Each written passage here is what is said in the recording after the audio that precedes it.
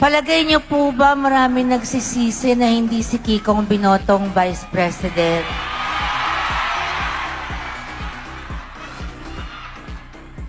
Kayo pong mga magulang, masakit po ba na hindi si Kiko ang Vice Presidente?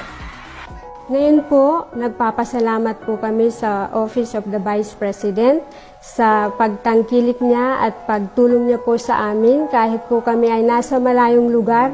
Kami po ang pinakasulok ng Isabela, sa Palanan Isabela po.